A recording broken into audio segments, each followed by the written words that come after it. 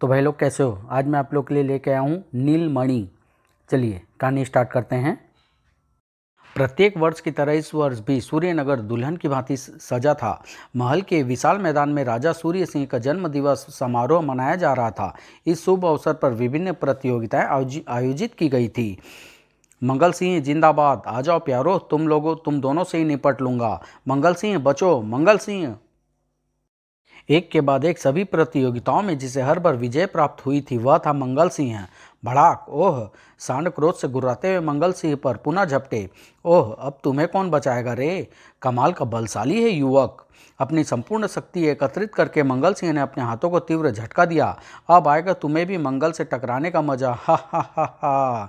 भैया मार डालो दोनों राक्षसों को शीघ्र ही। मंगल सिंह जिंदाबाद, मंगल सिंह देश किसान, वाह भैया भैया।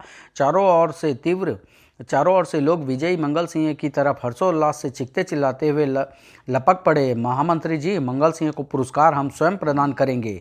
जो आज्ञा महाराज। मंगल सिंह जिंदाबाद।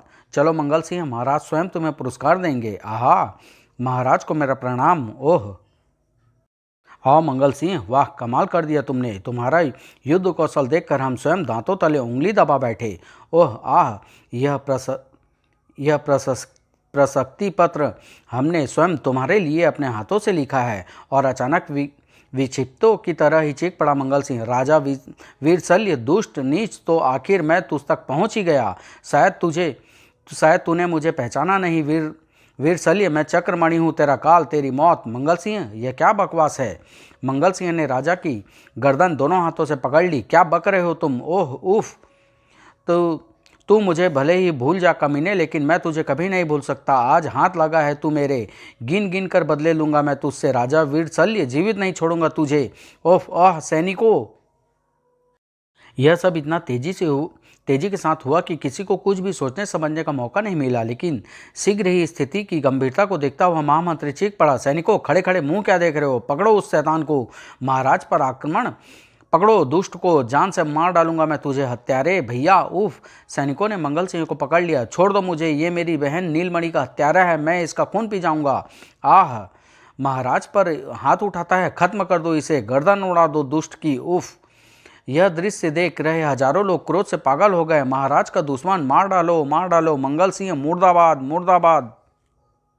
नहीं, फिर इससे पूर्व की कई तलवारें एक साथ मिलकर मंगल सिंह के शरीर के टुकड़े टुकड़े कर डालती। मार डालो, टुकड़े कर दो, को काट डालो शैतान को। नहीं, मंगल सिंह पर गिरती हुई चीख पड़ी सौंदर्य प्रतिभा। नहीं महाराज नहीं, रोक लीजिए इन उठी हुई तलवारों को, बचा लीजिए मेरे भैया को, हटाओ इस मूर्ख लड़की को इसके ऊपर से।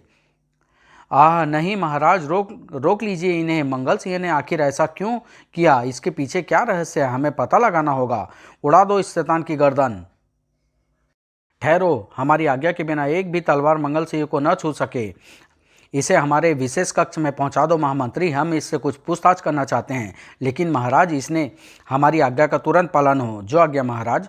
कुछ ही देर बाद विशेष कक्ष में। हाँ तो मंगल सिंह, अब बताओ तुम्हारे इस अशोभनीय व्यवहार का हम तुम्हें क्या दंड दें? महाराज, मेरे भैया को पता नहीं अचानक क्या हो गया था, इन्हें क्षमा कर दे महाराज।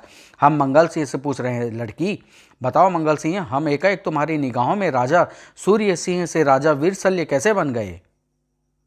सूर्य सिंह के सवाल पर मंगल सिंह परेशान सा चीख पड़ा। मुझे कुछ नहीं पता महाराज, मैं नहीं जानता कि एकाएक मुझे क्या हो गया था। मुझे अपने दुश्मन क्यों दिखाई दिए? आप झूठ बोल रहे हो तुम, हमें बताओ मंगल सिंह, हमें राजा वीरशल्य क्यों समझा तुमने? आप मेरा विश्वास कीजिए महाराज, मुझे मैं कुछ नहीं जानता। नहीं मंगल सिंह, इसमें अवश्य कोई रहस्य है। तुमने भरी सभा में मेरी बहन का हत्यारा कहा था। हमने तुम्हारी बहन की हत्या कब की? तुम्हारी बहन तो ये खड़ी है, ये सही सलामत। मंगल सिंह, हमने तो अपने जीवन में आज तक एक चींटी भी नहीं मारी, कोई युद्ध भी नहीं लड़ा, यहाँ तक कि मृत्यु की सजा भी नहीं देते हम। फिर तुमने ऐसा क्यों किया? बताओ मंगल सिंह, तुमने ऐसा क्यों किया? महाराज, आप चाहें तो मेरी गर्दन उड़ा दे, लेकिन मेरा यकीन करें, मुझे कुछ याद नहीं। ओह ठीक है मंगल सिंह, तुम जा सकते हो। नीलमणि, अपने भाई को ले जाओ यहाँ से। आप धन्य हैं महाराज, चलिए भैया। सहसा लड़की पलट कर बोली, किंतु महाराज, मेरा नाम चंद्रमणि है, नीलमणि नहीं, और हम निकट ही भीलों की बस्ती में रहते हैं। क्या? इतना कहने के पश्चात चंद्रमणि मंगल सिंह को साथ लेकर चली गई। इधर सूर्य सिंह के तन मस्तिष्क में तूफान सा उठ खड़ा हुआ। उफ, यह क्या पहेली है? तो फिर मंगल सिंह अपनी किस बहन का नाम ले रहा था? नीलमणि कौन है? हमारे उसने मुझे वीर शल्य क्यों कहा? मंगल सिंह एकाएक चक्रमणि कैसे बन गया? इन सब बातों में अवश्य ही कोई रहस्य है और मुझे उस रहस्य का पता लगाना ही होगा। उधर चंद्रमणि मंगल सिंह के साथ तेजी से अपनी बस्ती की ओर बढ़ाई जा रहा था। न जाने भैया को एकाएक क्या हो गया था। शुक्र है महाराज ने हमें इन्हें क्षमा कर दिया, अन्यथा कौन है राजा वीर शल्य, मेरी बहन नीलमणि, यह अचानक मुझे क्या हो गया था? और कुछ देखता हुआ अचानक वह उछल पड़े। अरे, उस पुल पर नजरें गड़ सी गई उसकी। ये पुल, उफ, ऐसा क्यों लग रहा है कि इस पुल के साथ मेरी कुछ यादें जुड़ी है। भैया क्या हुआ, तुम एकाएक रुक क्यों गए? हाँ, कुछ नहीं नीलमणि। चलो नीलमणि, तुमने मुझे नीलमणि पुकारा। भैया क्या हो गया है तुम्हें? ओह पता नहीं चंद्रमणि, पता नहीं ये क्या होता जा रहा है मुझे। कुछ दूर आगे बढ़ते ही मंगल सिंह पुनः चौंक कर रुक गया। वह क्या है? समाधि? ओह, अब क्या हो गया तुम्हें? इस समाधि को देख रहे हो? शायद तुम इधर से पहले कभी नहीं निकले भैया। सुना है ये समाधि एक अभागी लड़की की है। और मंगल सिंह के जेहन में घंटियां सी बज उठी। आहा, इधर लगे हैं अधिक पके और रसीले फल। उफ, कितना तेज बहाव है इस नील नदी का। अगर गिरी तो सीधे स्वर्ग यात्रा। चल नीलमणि, हाथ बढ़ा और तोड़ ले ये सारे फल। अरे ओह, आह, मैं गिरी। कड़ाक, चीख की आवाज। महाराज, वह लड़की नदी में गिरी पड़ी है। उफ, इतने तेज बहाव में वह बचेगी नहीं क्या? बचाओ। ओह, अगर इसे बचाया न गया तो ये सचमुच डूब जाएगी। बचाओ। अगले ही पल, अरे महाराज नील नदी में कूद गए। हे भगवान, कितना तेज बहाव है। महाराज की रक्षा करना प्रभु। आगे तो ये एक भयानक झरना भी है। आह, और मुझे और तेजी से आगे बढ़ना होगा। कुछ ही देर में महाराज नीलमणि तक जा पहुंचे। लड़की कसकर पकड़ लो हमें। इसी के साथ नीलमणि का मस्तिष्क अंधेरे में डूबता चला गया। अरे, ये तो बेहोश हो गई। उफ, ये बहाव हमें किनारे की ओर भी नहीं बढ़ने दे रहा। इसी पल कलकल की भयानक ध्वनि सुनकर चौंक पड़े महाराज। ओह, यह शोर कैसा? झरना? झरने व नदी की भयानकता ने उन्हें सोचने का समय नहीं दिया। अगले ही पल, आह आह, छपाक, आह आह, मैं कहाँ हूँ? भाग्यशाली हो कि मृत्यु के आगोश में नहीं सो गई। मैंने तुम्हें बचाया है, तुम दोनों को। ओह, मुझे बचाने के लिए आपने अपने प्राणों की भी परवाह न की। धन्य है आप, हे देव पुरुष। गुस्ताख लड़की, उसने नहीं, मैंने तुझे बचाया है, मैंने। वरना तुम दोनों नदी में डूबकर ही मर जाते। मेरी कृतज्ञ होने के बजाय तू इसे धन्य कह रही है।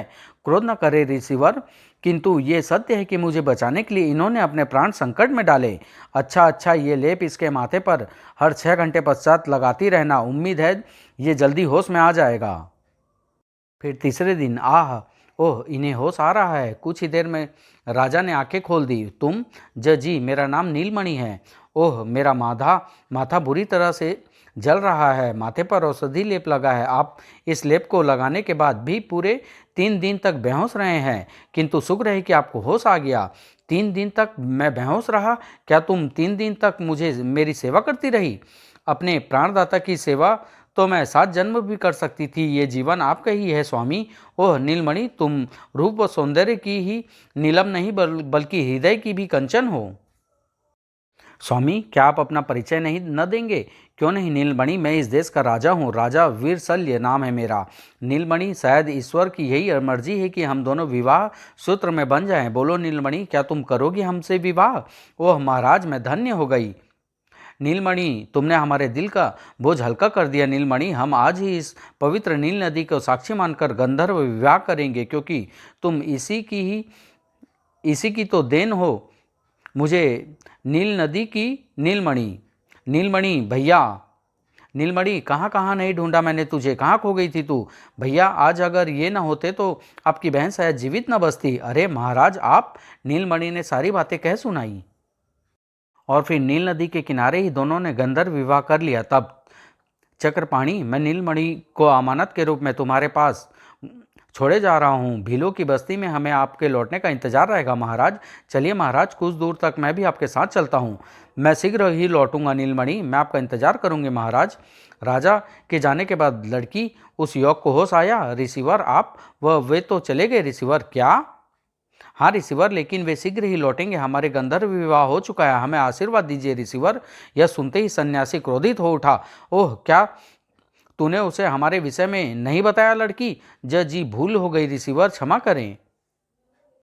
भूल नहीं लड़की, बल्कि तूने मेरी कदम कदम पर उपेक्षा की है, मेरा घोर अपमान किया है तूने। जा, तुझे श्राप देता हूँ, तू भी किसी की घोर उपेक्षा की शिकार होगी। नहीं। बुरी तरह घबराई नीलमणि सन्यासी के कदमों पर गिर पड़ी। नहीं ऋषिवर, मुझसे भूल हुई है, क्षमा करें, आप तो मुनि हैं, कृपा कर क्रोध न करे, अपना श्राप वापस ले ले मुनिवर। कदापि नहीं, हम अपना अपमान कभी सहन नहीं, अपना कदापि नहीं, हमें अपना अपमान कभी सहन नहीं। दूर हो जा, छोड़ दे हमारी चरण कृतज्ञ लड़की। आह, तुम सन्यासी नहीं हो सकते, दुष्ट इंसान, पवित्र भगवा वस्त्रधारी शैतान हो, तुमने ये वस्त्र ग्रहण करने का कोई अधिकार नहीं है। आह। इसी के साथ वह अपने होश खो बैठी। उसी पल राजा को कुछ दूर छोड़कर चक्रपाणी भी वहां पहुंच गया। नीलमणि, नीलमणि मेरे बहन, क्या हुआ तुझे? इसे तुरंत बस्ती ले चलना होगा। चल अंबर, दौड़ भाग बस्ती की ओर। देखते ही देखते पूरे 3 माह बीत गए। अरे रूपा, जरा सुन तो, नीलमणि कहाँ है? उसे ये फल बहुत पसंद है ना, मैं उसे उसके लिए लाया हूँ। नीलमणि, उसे तो आजकल किसी चीज़ का होश नहीं है चक्र भैया, बस उदास सी मंदिर के प्रांगण में बैठी देवी की मूर्ति को ताकती रहती है। ओह नीलमणि, अरे ओ पगली, देख तो जरा मैं तेरे लिए क्या लाया हूँ, वही फल जिसके लिए तूने अपने प्राण जोखिम में डाल दिए थे। तेरे मुख की उदासी मेरा हृदय छलनी कर देती है नीलमणि। कुछ दिनों से देख रहा हूँ तू खोई खोई सी रहने लगी है। क्या अपने इस भाई को भी अपना दुख नहीं बताएगी पगली? भैया, और फुट फुट कर रो पड़ी वह। ओह, समझा, तुझे यही दुख है ना कि तेरा पति तुझे विदा कराने आज 4 माह बाद भी क्यों नहीं आया? भैया, तेरा पति इस देश का राजा है, शायद राजकार्य में व्यस्त रहे होंगे वे, किंतु फिक्र मत कर बहन, मैं वहाँ जाऊँगा। ठहर, मैं तैयार होकर आता हूँ, तब तक तू इन फलों को सहेज दे, मैं इन्हें महाराज को भेंट दूंगा। ओह भैया, अब तुम्हें कैसे बतलाऊं कि अगर तुम उन्हें लेकर न लौटे तो गजब हो जाएगा। नीलमणि, तू रो रही है? अरे अब तो प्रसन्न हो जा, तेरा भैया तेरे राजा को लेने जा रहा है। रूपा, क्या तू प्रसन्न नहीं है? तू जरूर मुझसे कुछ छिपा रही है। नील, देख, अगर तू मुझे बहन सी सखी समझती है तो मुझे अपना दुख बता। रूपा, अगर भैया उन्हें लेकर ना आए तो अनर्थ हो जाएगा। इस गंधर्व विवाह को भैया के सिवाय अन्य किसी ने नहीं देखा, और अब मैं उनके बच्चे की माँ। क्या माँ? हाँ रूपा, मैं लोगों को क्या जवाब दूंगी? मेरे पास तो इस बात का कोई सबूत भी नहीं है कि मेरे कोख में पलने वाला बच्चा राजा वीरशल्य का है। हे भगवान, यह मैं क्या सुन रहा हूँ? अब तो महाराज को यहाँ आकर नील को विदा कराना और भी जरूरी हो गया। और फिर कहीं महाराज अब तक मुझे भूल तो नहीं चुके होंगे? महाराज मुझे भूल सकते हैं किंतु नीलमणि को वह नहीं भूल सकते। आश्चर्य है, आज सारा नगर दुल्हन की भांति सजा हुआ है, कहीं किसी उत्सव की तैयारी में तो नहीं चल रहा? महल भी जगमग जगमग जगमग कर रहा है, आखिर क्या कारण है? अवश्य ही आज कोई महोत्सव है। सुनो भाई, मेरा नाम चक्रपाणी है और मुझे तुरंत महाराज से मिलना है। महाराज से? किंतु आज तुम महाराज से भेंट नहीं कर सकते भाई, देख नहीं रहे महाराज के विवाह की तैयारी चल रही है। शीशगंज की राजकुमारी से महाराज का विवाह होने वाला है। शीशगंज की राजकुमारी से महाराज का विवाह? हाँ भाई, लगता है तुम नए आए हो इस नगर में। नहीं, यह नहीं हो सकता, हट जाओ मेरे रास्ते से, मुझे महाराज से मिलना है। ओह ओह, मेरे रहते यह विवाह हरगिज नहीं हो सकता। पकड़ो उसे, रोको, पकड़ो, वह महल में नहीं घुसना चाहिए। और फिर पलक झपकते ही रुक जाओ। कई हाथों ने उसे जकड़ लिया। मुझे छोड़ दो, मुझे महाराज से मिलना है, मुझे एक बार महाराज से मिलवा दो। क्या बात है, यह हंगामा क्यों मचा रखा है? ओह, अच्छा हुआ आप आ गए महामंत्री जी, यह व्यक्ति जबरदस्ती महल में घुसना चाहता है। महामंत्री, कौन हो तुम? महाराज से क्या काम है तुम्हें? जानते नहीं आज महाराज का विवाह हो रहा है? बस महामंत्री जी, इसलिए ही तो मैं एक बार उनसे मिलना चाहता हूँ। अगर ये विवाह हो गया तो अनर्थ हो जाएगा। कैसा अनर्थ? क्या अनाप शनाप बके जा रहे हो? यह मैं आपको नहीं बता सकता, मुझ पर कृपा कीजिए महामंत्री जी, मुझे एक बार महाराज से मिल लेने दीजिए। ठीक है, हम झरोके से तुम्हें महाराज के दर्शन करवा देंगे। अगर महाराज ने तुम्हें पहचान लिया तो ही तुम्हें उससे भेंट करने की इजाज़त दी जाएगी। मुझे मंजूर है। और शीघ्र ही महाराज, यह युवक अपना नाम चक्रपाणी बताता है और आपसे मिलना चाहता है। महाराज, पहचाना मुझे? मैं चक्रपाणी हूँ, नीलमणि का भाई, जिससे आपका गंधर्व विवाह हुआ है। नीलमणि आपकी राह अपने आंसुओं से धो रही है महाराज, बड़ी बेसब्री से प्रतीक्षा कर रही है वो आपकी। चलिए, मैं आपको लेना आया हूँ। आप महाराज रुकिए महाराज, अभी मेरी बात पूरी नहीं हुई, मुझे कुछ और भी कहना है। महाराज ठहर जाइए। बस युवक, अब और कुछ मत कहो, महाराज ने तुम्हें पहचानने से इनकार कर दिया है। नहीं, भड़क उठा उसके सीने की ज्वालामुखी। महाराज ऐसा नहीं कर सकते, पहचानने से कैसे इनकार कर सकते हैं वे मुझे? मुझे उनके पास जाने दो, मुझे छोड़ दो मुझे। आह उफ ओह। वह पागलों की तरह सैनिकों पर टूट पड़ा, धाड़ धाड़ आह। लेकिन शीघ्र ही वह चारों तरफ से घिर गया। खबरदार ओह चक्रपाणी, शुक्र मनाओ कि आज के शुभ अवसर पर मैं तुम्हें राज्य की परंपरा के अनुसार कैद नहीं कर रहा, अन्यथा तुम्हारा अपराध अक्षम्य है। सैनिकों, ले जाओ इसे, और अब अगर ये दोबारा यहाँ दिखाई दे तो इसकी लाश ही मेरे सामने लाना। जो आज्ञा महामंत्री। और फिर राजा वीरशल्य, यह अन्याय है तेरा, रोक रोक दे ये विवाह, वरना किसी की हाय खा जाएगी तुझे। आह आह, मुझे क्षमा करना बहन, तुझसे किया वादा पूरा नहीं कर सका मैं। आह। फिर जंगल में लाकर पटक दिया गया उसे। क्यों बेटा, कैसा लग रहा है? महाराज का विवाह रुकवाएगा? हा हा। आह। अब यहाँ से सीधे अपनी बस्ती में ही जाना, खबरदार जो फिर महल का रुख किया तो। चलो साथियों। और अपनी बेबसी पर मेघ की तरह गरज पड़ा वह। भगवान, क्या यही है तेरा न्याय? क्या यही है तेरी दुनिया? नहीं भगवान नहीं, मुझे तेरा ये न्याय मंजूर नहीं। ऐसा अनर्थ मत कर, रोक दे इस तबाही को। ये जुल्म है, अन्याय है। और मानो आकाश का सीना फट पड़ा हो। कर कड़ाक। राजा सूर्य सिंह, राजा वीरशल्य कैसे था? मंगल सिंह, चक्रपाणी, चंद्रमणि और नीलमणि। रहस्य गहरा गया है, और जब रहस्य गहरा जाता है तो इंतजार रहता है अगली कॉमिक्स का। क्या चक्रपाणी नीलमणि का उसका सुहाग लौटा सका? वीरशल्य ने चक्रपाणी को नहीं पहचाना। क्यों? वह समाधि किसकी थी जहां मंगल सिंह अपने होशोहवास खो बैठा? आप कमेंट करिए, इसका पार्ट 2 लेके आऊँगा। चंद्रमणि समाप्त।